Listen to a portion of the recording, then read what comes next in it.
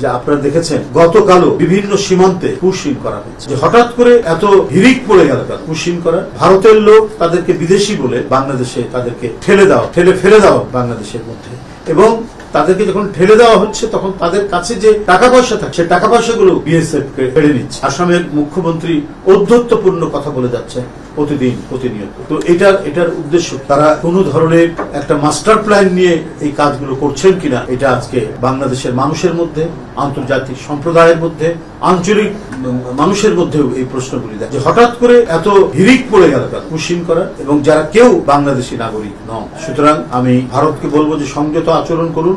আপনারা একটি স্বাধীন সার্বভৌম দেশের প্রতি তাদের সার্বভৌমত্বকে চ্যালেঞ্জ করে আপনারা পুশিনের মতো কাজ করছেন, এটা বাংলাদেশের জনগণ মেনে নেবে না।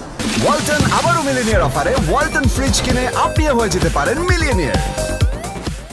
ডক্টর ইউনূস সাহেবের সফর নিয়ে যারা অপপ্রচার চালাচ্ছেন, এই সাইফুজ্জামান ছিল ভূমি প্রতিমন্ত্রী, তার যে কত বাড়ি, কত বিলিয়ন পাউন্ড সেখানে এবং সেখানে সম্পদ করেছে। ইতিমধ্যে 3টা বড় সম্পদ সেখানকার আইন শৃঙ্খলা বাহিনী সেটা জব্দ করেছে। এরপরে দুদক সেখানে ইয়ে করছে, এবং বহু প্রায় 700 জনের মতো আওয়ামী দোসরদের তার সম্পত্তির সেখানে খোঁজ পাওয়া গেছে, সেগুলো তারা তদন্ত। এই যে 16 বছর ধরে জাতির অর্থনীতিকে লুট করে পাচার করেছে শুধুমাত্র একটি গোষ্ঠী স্বার্থে, একটি পরিবার এবং গোষ্ঠী, এটা যে কি ভয়ঙ্কর। তাদের সংগঠন, তারা নির্বাচনের অনুমোদন পাবেন কিনা বা রাজনীতি করার সুযোগ পাবেন কিনা, তারা নিষিদ্ধ হয়েছেন কি হননি, এগুলো নিয়ে নানা প্রশ্ন চলছে। কিন্তু একটা প্রশ্ন আপনাদের মাধ্যমে যারা এই প্রশ্নগুলি করছেন তাদেরকে আমি করতে চাই, যারা এই যে জনগণের লুণ্ঠিত টাকা নিয়ে উপভোগ করছে পৃথিবীর বিভিন্ন নামি দামি রাজধানীগুলোতে, শহরগুলোতে, তাদের বিরুদ্ধে কি ধরনের শাস্তি নেওয়া এটা আপনারাই বলুন। যারা কুইক রেন্টালের নামে, পদ্মা সেতুর নামে,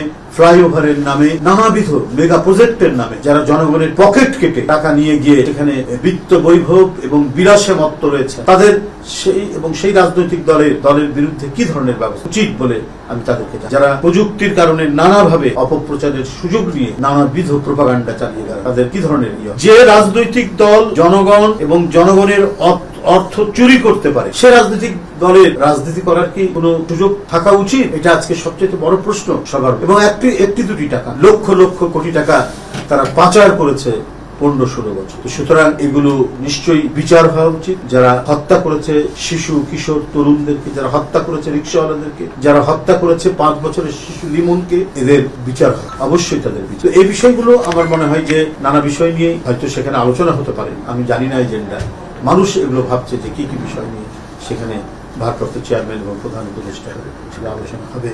আমরা গণমাধ্যমে যা দেখছি আমার মনে হয় 2 ঘন্টার বৈঠক, নিঃসন্দেহে আরো অনেক কিছু সেখানে আলোচনা হতে পারে।